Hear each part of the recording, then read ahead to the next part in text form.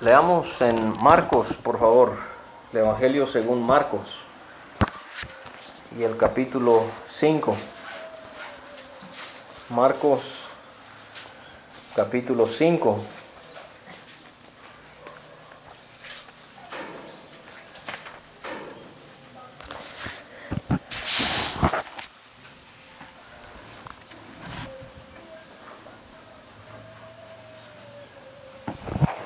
Vamos a leer los primeros 20 versículos. Marcos del capítulo 5 del versículo 1 al versículo 20. Vinieron al otro lado del mar, a la región de los Gadarenos, y cuando salió él de la barca, enseguida vino a su encuentro de los sepulcros un hombre con un espíritu inmundo. Versículo 3, que tenía su morada en los sepulcros, y nadie podía atarle, ni aun con cadenas, porque muchas veces había sido atado con grillos y cadenas, mas las cadenas habían sido hechas pedazos por él, y desmenuzados los grillos, y nadie le podía dominar. Y siempre, de día y de noche, andaba dando voces en los montes y en los sepulcros, e hiriéndose con piedras. Cuando vio pues a Jesús de lejos, corrió y se arrodilló ante él, y clamando a gran voz dijo: ¿Qué tienes conmigo, Jesús, Hijo del Dios Altísimo? Te conjuro por Dios que no me atormentes. Porque le decía: sal de este hombre, espíritu inmundo. Y le preguntó: ¿cómo te llamas? Y respondió diciendo: Legión me llamo, porque somos muchos. Y le rogaba mucho que no los enviase fuera de aquella región.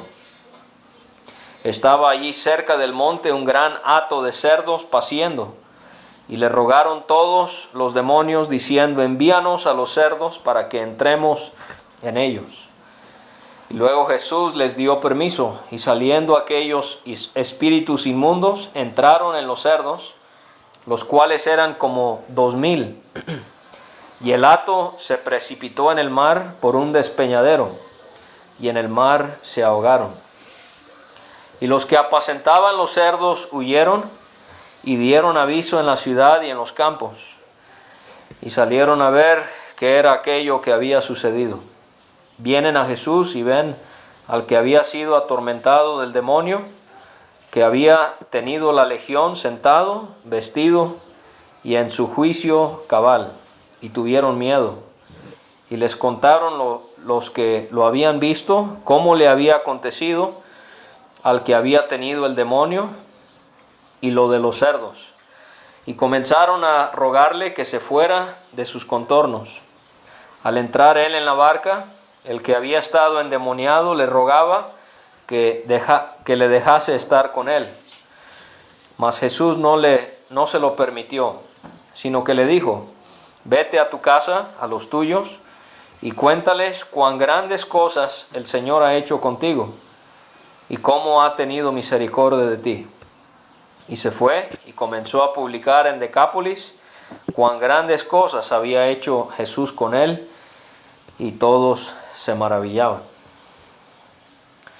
Este milagro de los endemoniados de Gadara es mencionado en 3 de los 4 evangelios.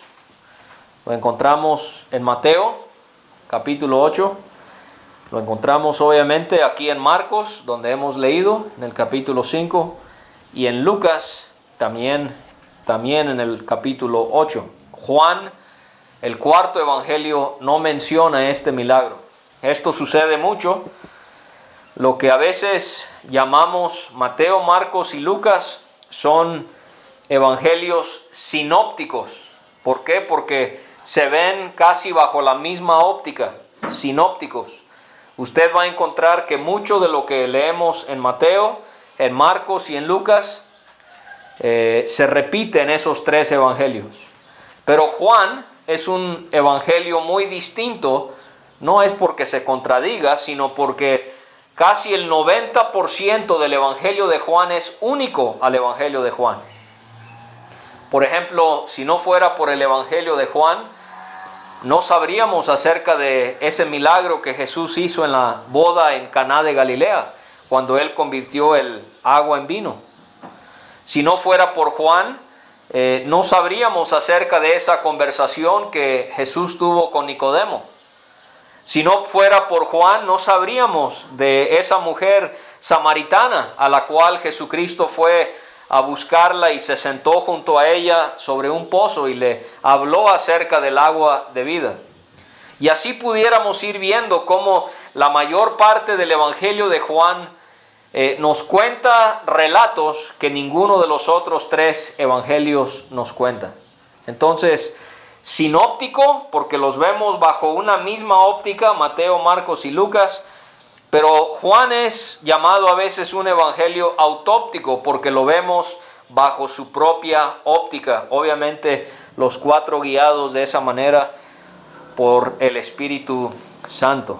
Otra cosa que es digna de mencionar, si usted tiene una Biblia, la Biblia que yo no uso no lo tiene así que no se preocupe si su Biblia no es así, pero en muchas Biblias las palabras de Jesucristo están en rojo.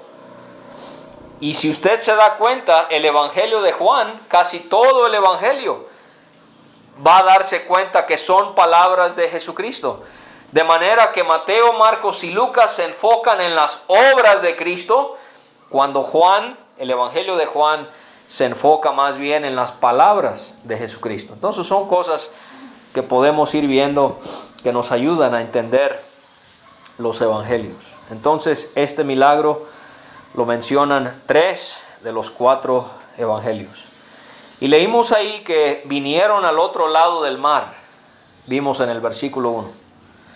Si nosotros viéramos o repasáramos lo que ya hemos estudiado, porque quizás usted se acordará que veníamos estudiando los milagros de Jesucristo, se acordará que Jesucristo había estado en Capernaum, en un pueblo al noroeste del lago o del mar de Galilea, que estaba al norte de Israel. Y Él le pidió a sus discípulos que cruzaran ese lago en una barca. ¿Por qué? Porque habían ya demasiadas personas que se agolpaban para poder ver al Señor Jesús.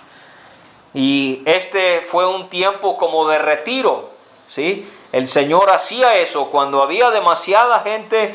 Él muchas veces se retiraba, no porque no quería estar con la gente, sino porque a veces Él no quería que toda esa multitud lo reconociera como rey, por ejemplo, al ver los milagros que Él hacía.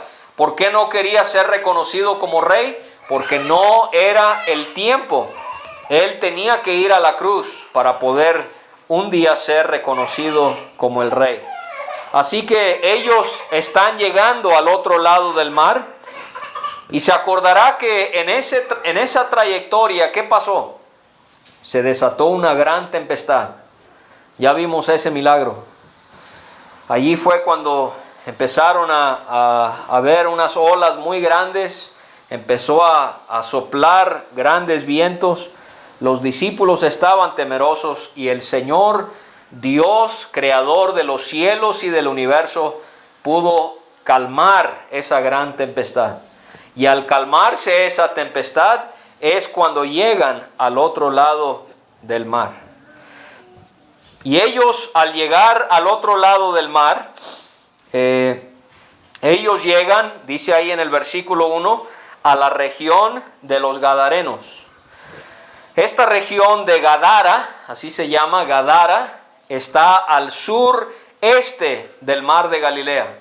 Entonces ellos viajaron del noroeste del lago de Galilea, allá en Capernaum, y cruzaron hasta el sureste, donde estaba esta región de Gadara. Ahora, Gadara realmente estaba más hacia adentro, y el nombre del pueblo que estaba a la orilla del mar de Galilea era otro, pero lo que vamos a notar es que están a la orilla del lago de Galilea y vamos a ver que era un lugar muy montañoso. Uno puede ver imágenes de esta región y era una zona muy hermosa. Poder ver el lago de Galilea y cómo hay todavía estos despeñaderos, estos montes muy altos que terminan en este mar de Galilea. Y entonces ellos llegan a esta región de los Gadarenos, mayormente habitada por gentiles. Y es interesante poder ver ocasiones en las que el Señor Jesús salió de los contornos de Israel para poder estar donde había una población muy concentrada de gentiles. ¿Por qué digo que es interesante? Porque porque el Señor Jesús se enfocó principalmente en predicarle a los judíos. Pero sí hubieron ocasiones, por ejemplo, cuando Él fue a Samaria, ellos eran judíos, pero estaban mezclados con otras naciones. Por ejemplo, Él también visitó donde él habló con la mujer sirofenicia que tenía una hija que estaba mal. Y entonces aquí hay otra ocasión cuando el Señor viaja a una distancia algo retirada y se encuentra fuera de Israel. Y dice el versículo 3 que cuando salió él de la barca, enseguida vino a su encuentro de los sepulcros un hombre. Ahora, hay un detalle que tengo que señalarle, y estos detalles, hermanos, tenemos que tomarlo con madurez, nunca pensando que la palabra de Dios se contradice, ¿sí? ¿Por qué le digo un detalle? Porque Marcos y Lucas solamente nos hablan de un hombre, de un solo hombre endemoniado. Pero si usted va, cuando llegue a casa, lea Mateo 8, del 28 al 34, ahí va a ver que Mateo nos habla no de uno, sino de dos. Mateo nos habla de uno, Marcos nos habla de dos, Lucas nos habla de dos también. Ahora, no es que haya una contradicción, ¿sí? No ve, cuando algo pasa, vamos a decir que yo estoy aquí mirando hacia la calle y pasan dos personas y hay tres perros que salen corriendo y atacan a una persona. Y usted llega y comenzamos a platicar y usted me pregunta si yo vi lo que pasó. Yo le dije sí, yo vi que salieron tres perros y mordieron a la persona, pero nunca le dije que venía otra persona con esa persona a la que atacaron los perros. ¿Significa que le estoy mintiendo? No, sino que en mi forma de contarle lo que yo vi, no se me ocurrió quizás incluir a esa otra persona. Entonces, sencillamente creo que esto es lo que tenemos aquí. No porque Mateo nos diga dos y Marcos nos diga uno y Lucas nos diga uno es que están mintiendo o se contradigan, sino que Marcos y Lucas, no porque nos digan que solamente había uno, significa que no habían dos. Entonces, no se preocupe con este tipo de detalles. Personas que son críticos de la Biblia dirían, mira, ahí está un error. ¿Cómo vamos a creer en un libro que no se pone de acuerdo? No es ningún error, sino que ese fue el propósito del Espíritu Santo detrás de ese comentario que nos da la Escritura. La palabra de Dios es inerrante. ¿Qué significa esa palabra? Que no tiene errores. No tiene errores. El Espíritu Santo inspiró a estos hombres para escribir lo que ellos escribieron. A tal grado, hermanos, que si el Espíritu Santo hubiese tomado una pluma y hubiese escrito sobre un pergamino una porción de la Escritura, si él mismo lo escribiera, el Espíritu Santo escribiera una porción, y en este otro pergamino lo inspirara el Espíritu Santo vamos a decir, al profeta Jeremías, esa misma porción, veríamos esta y veríamos la del Espíritu y sería exactamente igual. ¿Por qué? porque las dos fueron obras del Espíritu Santo. Entonces no hay error en las Escrituras. Ahora nos dice Marcos que este hombre, y obviamente cuando hablamos de este hombre son los dos, voy a hablar en plural porque considero que eran dos, porque Mateo muy claramente habla así que eran dos, así que vamos para pintar el panorama más general, más específico, vamos a hablar en plural porque son dos. Estos dos hombres tenían espíritus inmundos. Mateo los llama endemoniados y es exactamente lo mismo. Mateo dice que estaban endemoniados. Marcos y Lucas los llama que tenían espíritus inmundos.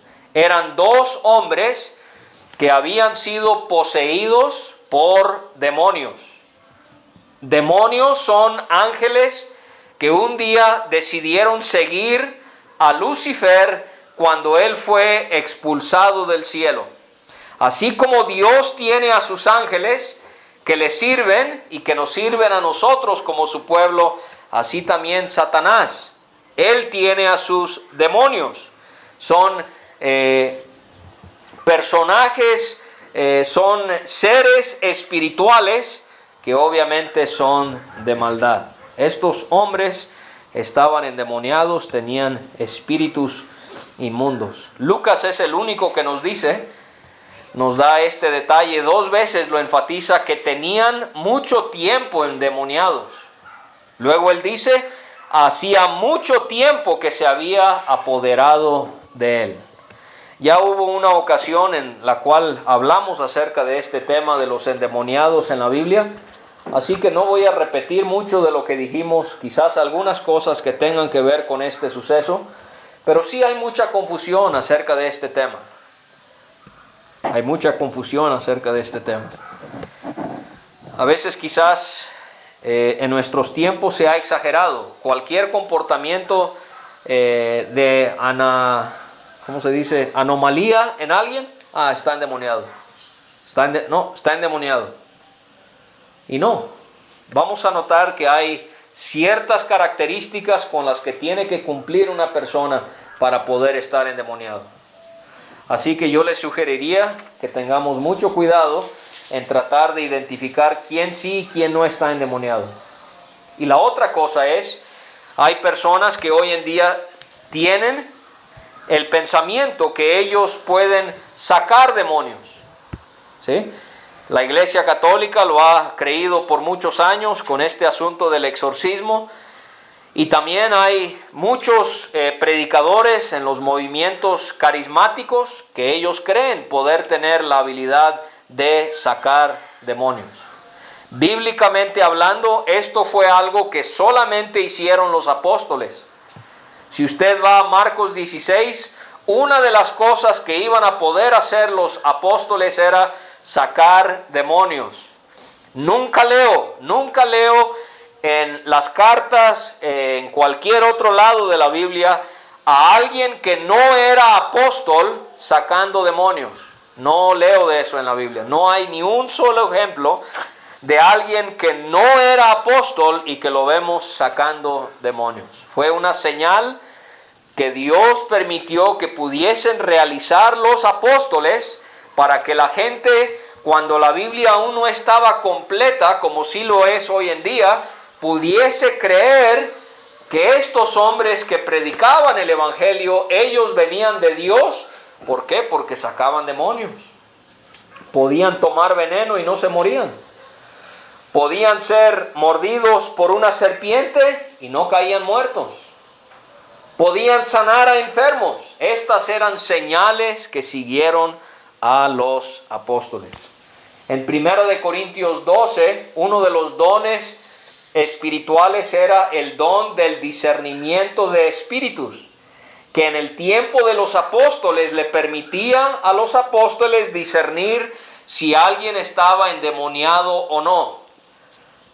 Ese fue 1 Corintios. Usted llega a Romanos 12, que fue escrito después, donde también hay una lista de dones. Sorpresa de sorpresas, ese don ya no es mencionado. Efesios 4 nos da otra lista de dones, sorpresa de sorpresas, tampoco está mencionado ahí. ¿Qué me da a entender? Que ese don se fue perdiendo.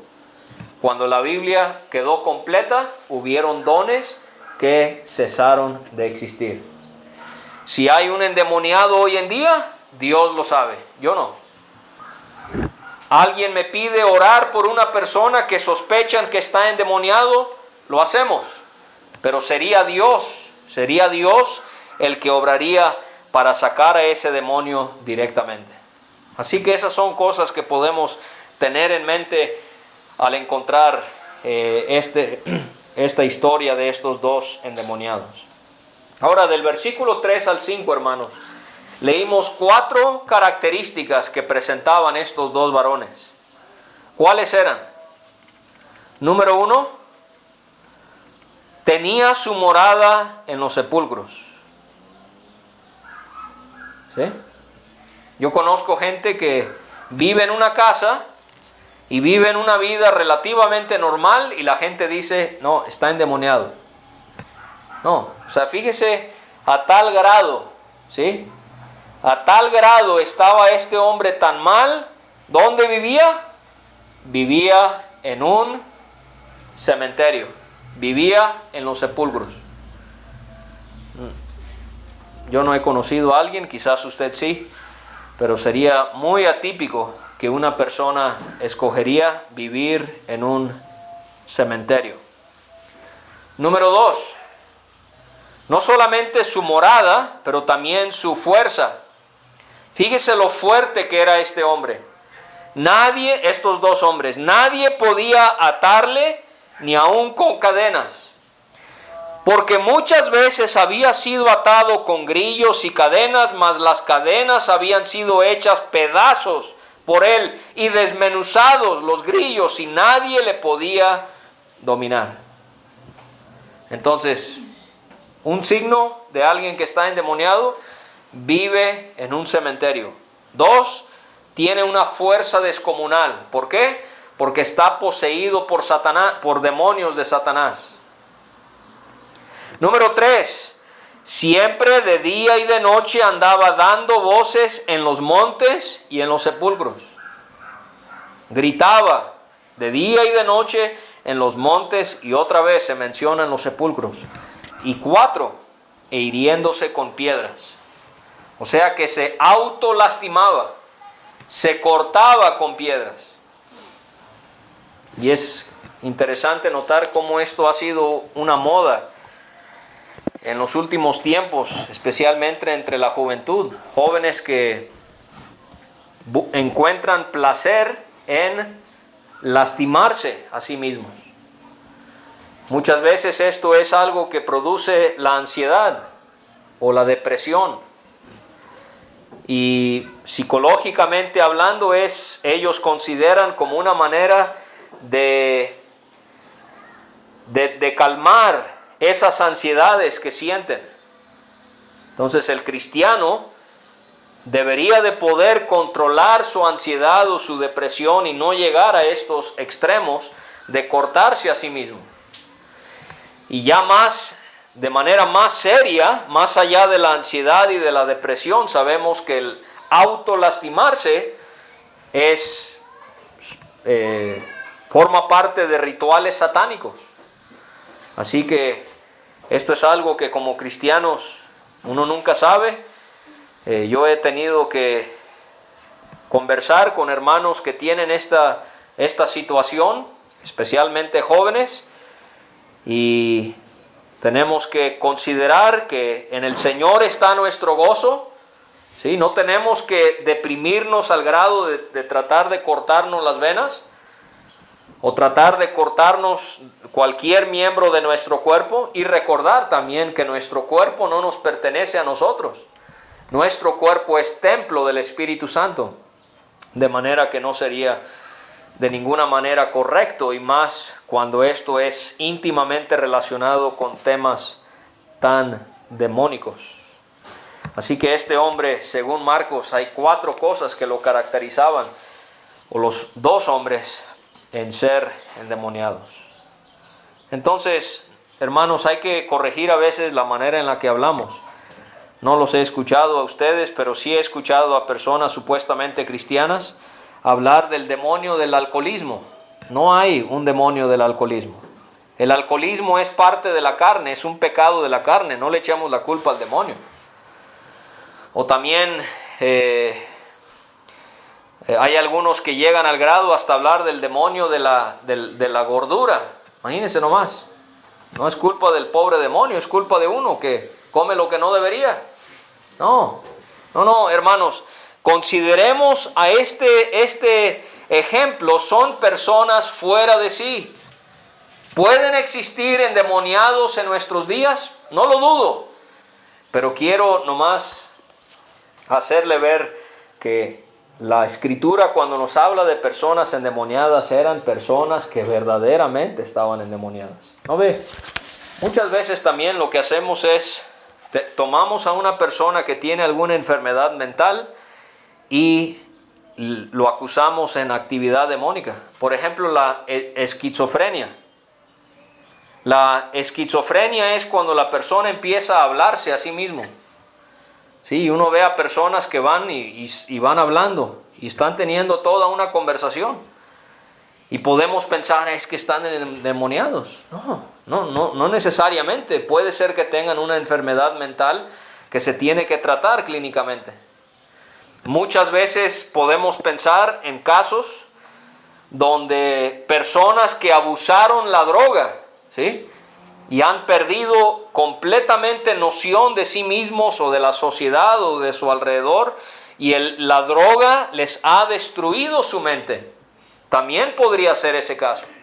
Entonces, lo que le estoy diciendo es, tengamos cuidado en tratar de identificar quiénes están endemoniados o no.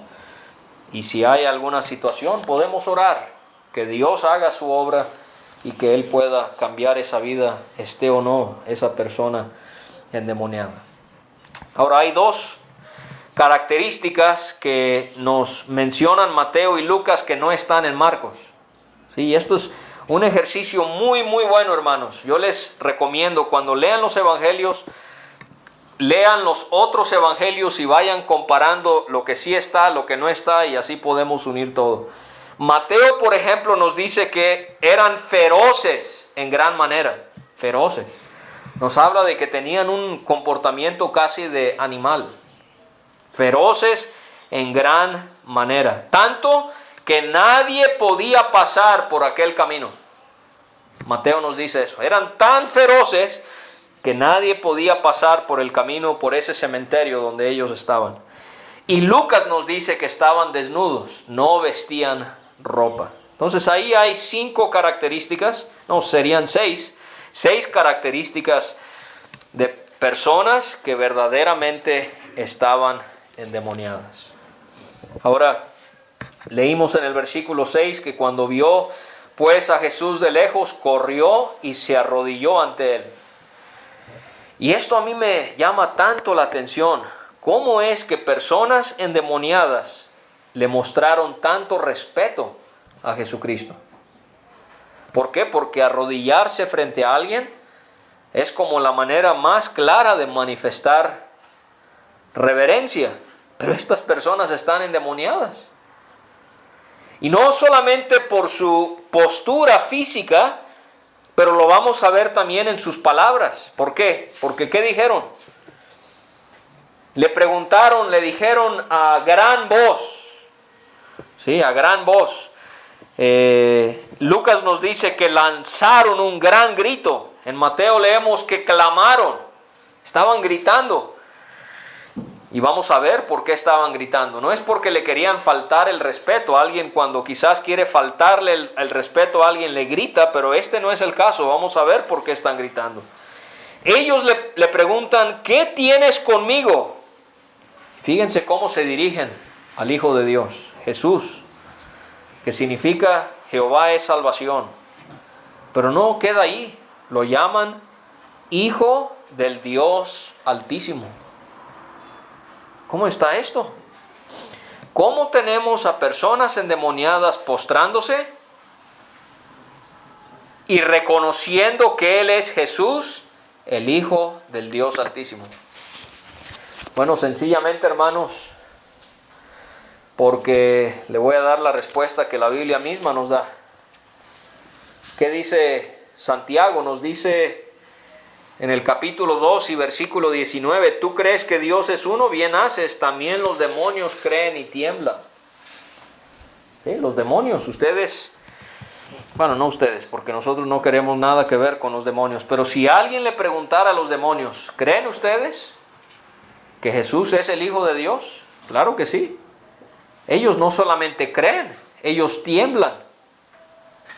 No porque lo hagan para salvación, porque no pueden, ellos ya están condenados, pero sí muestran ese respeto hacia Jesucristo, llamándolo Jesús el Hijo de Dios y postrándose ante Él. Qué triste, ¿verdad? Que cuántas personas, cuántos seres humanos no endemoniados vieron a Jesús, escucharon a Jesús, vieron sus milagros y más bien lo criticaron, más bien lo rechazaron, más bien se burlaron de Él.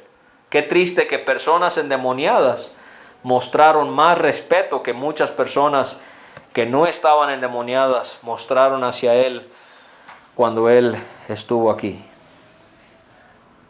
Y le dijeron los endemoniados, ahí leímos en el versículo número 7, cuando preguntan, ¿qué tienes conmigo? Jesús, Hijo del Dios Altísimo, te conjuro o te ruego por Dios que no me atormentes. ¿Por qué dijeron eso? Porque dice el 8, porque Jesús les decía, sal de este hombre, espíritu inmundo. Aprendemos que los demonios creen en Jesús, tiemblan y ¿sabe qué? También conocen las Escrituras. ¿De qué tormento están hablando?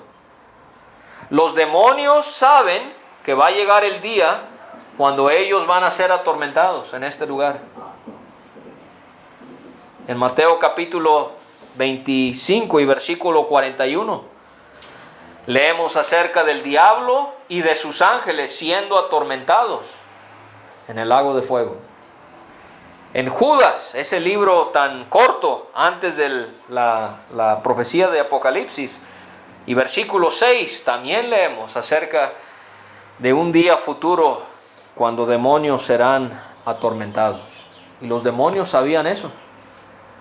Y ellos están rogándole al Señor que no me atormentes. Ellos quizás pensaban que ya era el momento para lo que va a venir después de la tribulación, después de la venida en Cristo, cuando ya nosotros estemos con el Señor en el reino. Ellos quizás pensaban que ya les iba a caer este tormento. Y podemos pensar en cómo uno puede hablarle verdad a la gente de la palabra de Dios y puede decirles que hay un infierno a donde van a ir si no creen en el Señor. Y muchas veces, ¿qué encontramos? Indiferencia. Encontramos apatía. Ah, sí, muy bonito el Evangelio. Pero siguen con su vida y no se dan cuenta del tormento que les espera. Y aquí los demonios, ellos sí saben.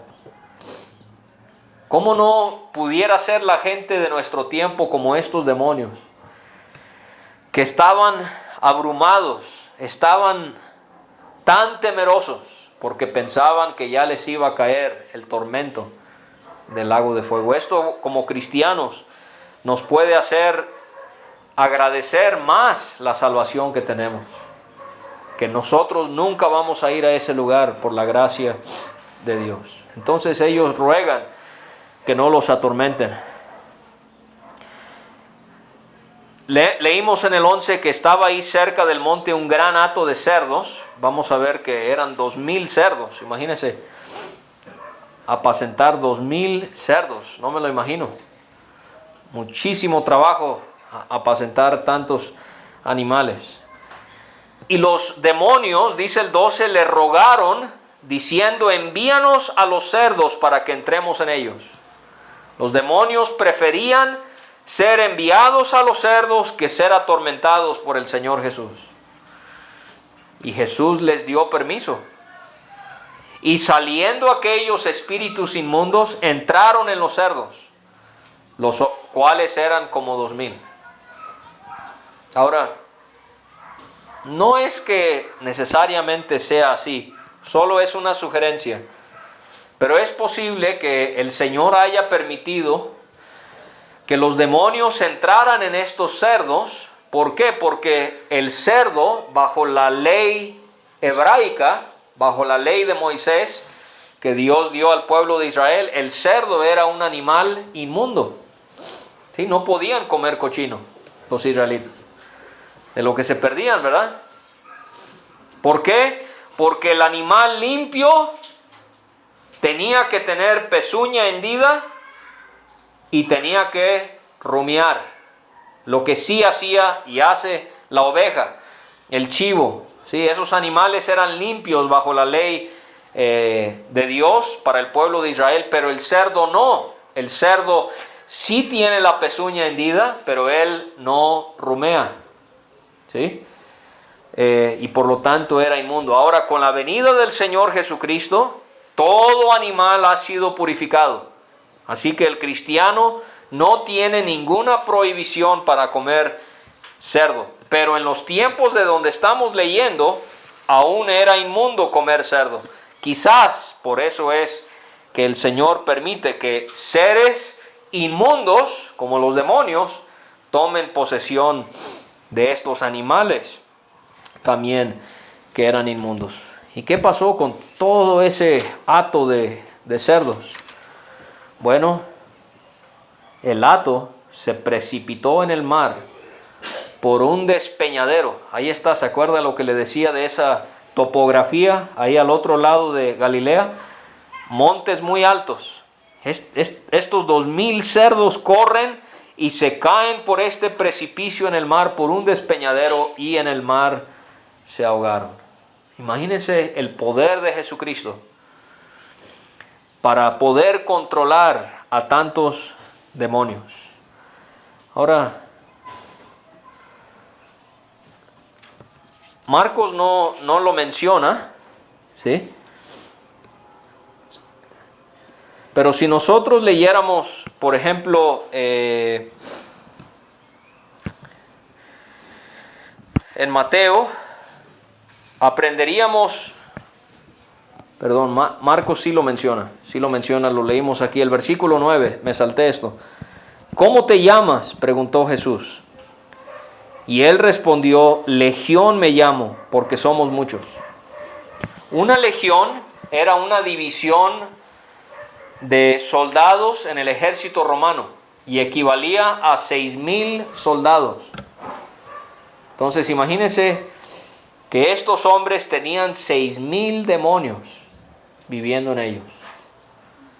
Y por tanto tiempo habían sido apresados por ellos.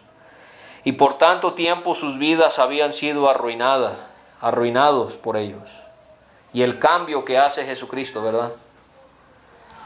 De encontrar a hombres que vivían en un cementerio, que se lastimaban, que andaban por los montes gritando y hacían todas estas cosas atípicas. Vamos a encontrar en el versículo número 15, ahora los encontramos sentados, o sea, quietos, vestidos, ya no desnudos, y en su juicio cabal. Este es el poder de Jesucristo. Quizás nosotros no estábamos endemoniados cuando aceptamos el Evangelio, pero el Señor también ha hecho un gran cambio en nuestras vidas. Y imagínense ellos sí estaban endemoniados, y el Señor pudo hacer este gran cambio en ellos. Ahora, para terminar, comentar algunas cosas aquí donde ya encontramos el final de esta historia. Los que cuidaban a estos cerdos van a la ciudad a contar lo que había sucedido. Estaban todos atemorizados. Ahora, interesante, ¿verdad?, que los dueños de los cerdos no van con Cristo y se los cobran. ¿Por qué? Bueno, aquí hay otra posibilidad. Es posible que estos hombres que eran dueños de los cerdos eran judíos. Siendo una tierra gentil, ellos sí comían carne de cerdo.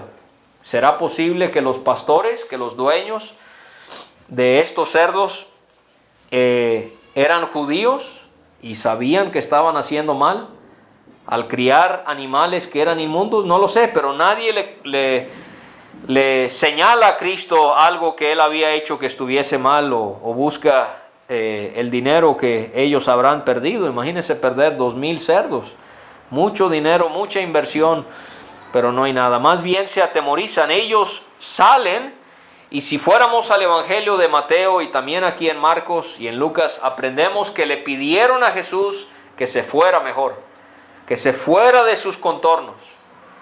Qué triste que al ver su poder, mejor no le pidieron que se quedara.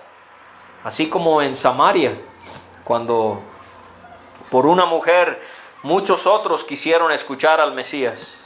Ellos le dijeron no, mejor que se fuera.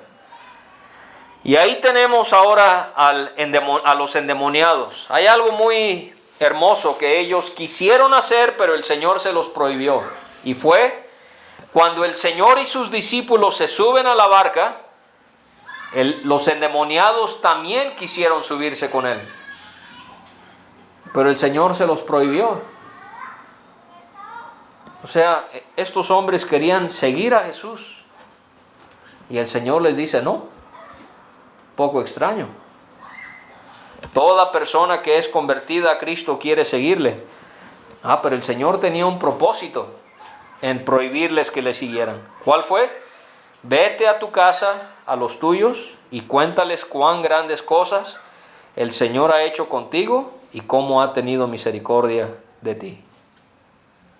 Lo que le estaba dando a entender es, sí, estaría muy bien que me siguieras. Pero ¿saben qué sería mejor?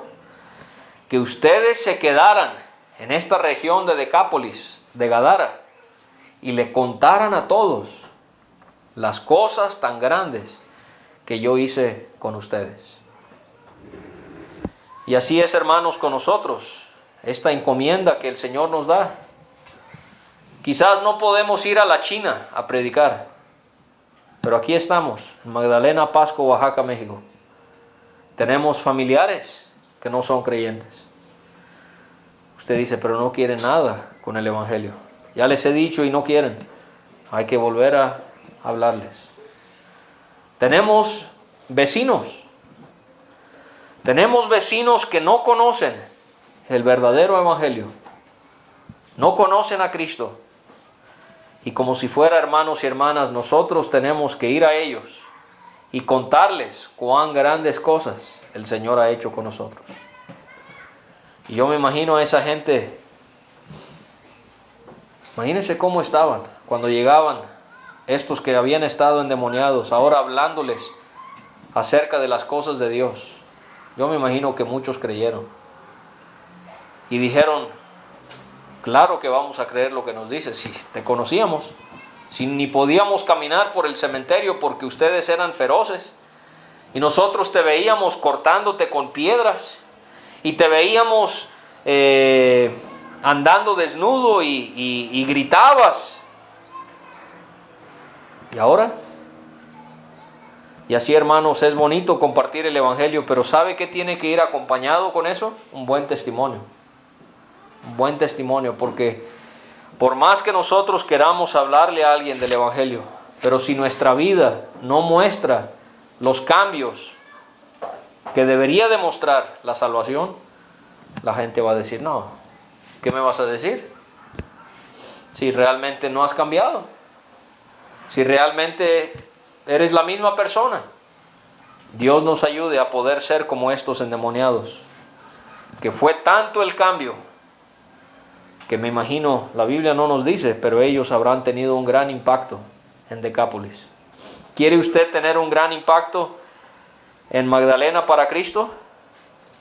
Le voy a decir, más allá de saber de la Biblia, ¿qué es más importante? Practicar la Biblia. Es bueno saber de la Biblia, claro que sí, pero más importante es practicar lo que la Biblia dice, para que cuando la gente me escuche hablando y me vea actuando y ven que las dos cosas concuerden, ellos van a decir, yo quiero el Evangelio que tú sigues. Así que Señor bendiga su palabra.